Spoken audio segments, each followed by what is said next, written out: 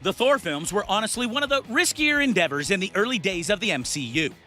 Mainly because while Thor as a concept, i.e. he's the Norse god of thunder, is easy to understand, the realm in which he lives in and the way he acts and talks, meaning Shakespearean in the comics, was thought to be hard to translate to the film. And for the first two films, fans were fine with what happened, but with Thor Ragnarok and the Avengers films that followed, things changed drastically. And now we have the fourth Thor film, which is aiming to be even crazier. Allow us to show you Thor Love and Thunder news, details, and updates. Be sure to like the video and subscribe to the channel. Thoughts from the director. From its Hulk arena fight, to a flight up the devil's anus, to Jeff Goldblum with stipey blue paint on his face, Thor Ragnarok remains one of the most bonkers MCU movies to date. A cosmic action comedy with the spirit of Flash Gordon running through its neon veins. But by the sounds of it, we ain't seen nothing yet. Ladies and gentlemen, Taika Waititi! Give it up for Chris Hemsworth! Director and writer Taika Waititi recently wrapped production on its follow-up, Thor Love and Thunder, and hyped the fourquel up on his Instagram as being the craziest film I've ever done. Speaking to Empire for the Suicide Squad issue, he expanded a little on what he meant by that.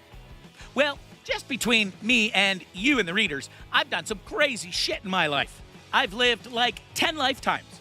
But it's the craziest film I've ever done, he said. If the film's plot remains under wraps, we do know that Love and Thunder will somehow weave in the return of Natalie Portman's Jane Foster, who's expected to wield Mjolnir at some point in the movie. Plus, Christian Bale as Gore, the God Butcher, plenty more celeb cameos, hang time with the Guardians, and Thor with big, crimped 80s hair. If you wrote down all the elements of this film, it shouldn't make sense. Waititi admits, it's almost like it shouldn't be made. If you walked into a room and said, I want this and this and this, who's in it? These people. What are you going to call it? Love and Thunder. I mean, you'd never work again. Maybe I won't after this. And you and I had a fight recently. Did I win? No, I won, easily. Doesn't sound right. Well, that's true.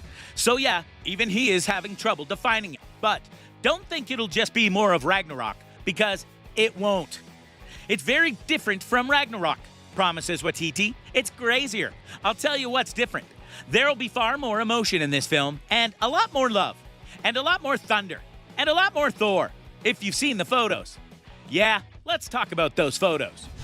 Thor is back. One of the things that Marvel made sure of when they cast Chris Hemsworth as Thor, God of Thunder, was that he would be willing to go and do various things in order to look the part. And one of them was looking like a literal jacked god. The first two films did that well, as did the Avengers movies. Then, in Thor Ragnarok, Thor underwent a big transformation in terms of his looks, powers, and more. Even losing an eye to his sister in the Hela. Then, in Avengers Endgame, he got, well, bigger in a not flattering way.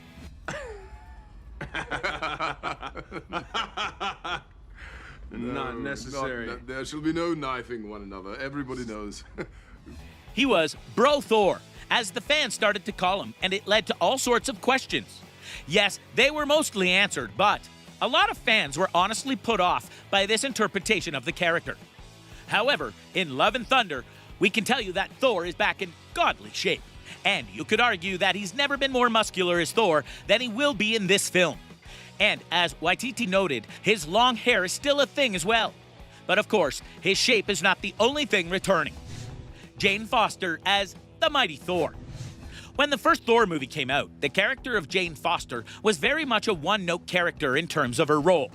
She was the one who found Thor and helped him realize that people were worth protecting and that there was more to life than just battles, glory, and ale. However, after the first two films were released though, a cosmic shift happened in the Marvel Comics universe.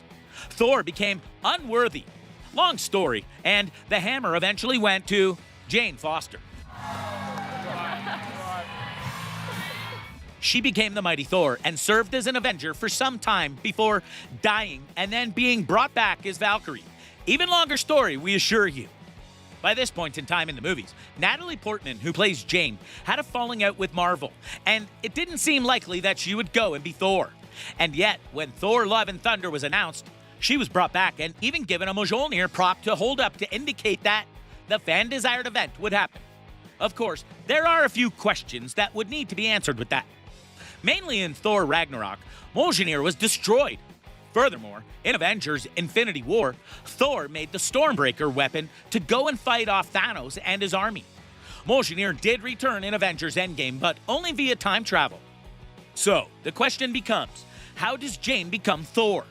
It'd be cruel to bring her back and not have her become Thor, but the hammer, which was blessed to turn someone into Thor if they're worthy, see Captain America, is gone. So, some comic book style explanation is no doubt on the way. Which brings us to... Well, here we are. As Guardians of the Galaxy back together again. Oh, where to first? The Asgardians of the Galaxy. When Infinity War was teased, one of the big selling points was that the Avengers and Guardians of the Galaxy would meet up and fight off Thanos, which technically did happen for a little bit, but it was a bit underwhelming. Just saying.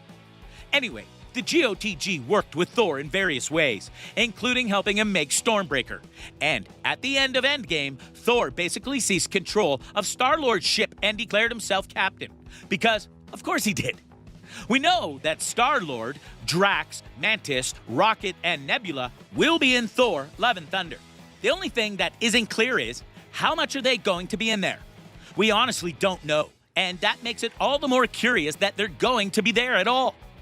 Because the GOTG are going to be working on their third movie soon enough, with equally beloved director James Gunn back at the helm. And so, how they are portrayed here will affect things going forward. And their paths aren't the only ones worth watching. Queen Valkyrie. Here we go! Like the old days. Taika Waititi was never afraid to shake up, well, anything when making Thor Ragnarok. And that shined beautifully when he cast Tessa Thompson as Valkyrie. A former, well, Valkyrie of Asgard, before leaving after she saw all of her sisters die due to Hela. She became a bounty hunter / warrior for the Grand Master, and eventually teamed up with Thor and Hulk to go and fight off Hela, and later helped move the remaining members of Asgard to Earth. After the final battle with Thanos, Thor declared her the new Queen of Asgard. And according to Taika Waititi, part of the love in Love and Thunder is her going and finding herself a queen. Which could mean anything from a fellow Asgardian to someone from Earth to an Avenger to, well, it's Taika Waititi. Use your imagination. The point is, she's going to be a key player in events to come, and fighting off the enemy to come in.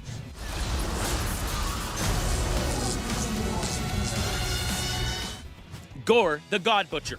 Gore, the God Butcher, is one of the more modern villains from Thor Rogue's Gallery. But don't think that means he's someone to be taken lightly. He's a being who grew up told to worship gods. But when he finds out that the gods usually don't associate with those that worship them, he vows to kill them. He gets a weapon known as the All Black and starts killing gods one by one. Eventually, he meets up with Thor, several times in fact, throughout the timeline. Don't ask, just accept. And Thor is only able to beat him with the help of his various selves in those timelines due to the overwhelming power of Gore's All Black. Given that Gore hates gods for not helping mortals, it could be that he was affected by the snap, and he blames the gods for not stopping Thanos sooner, which Thor can sympathize with via him not going for the head. The fact that the character is going to be played by Christian Bale, you can expect a big performance. But how crazy will it go? We'll find out next year. So, what do you think? What do you think of this look at the fourth Thor film and how it's shaping up to be something special and possibly something we aren't prepared for?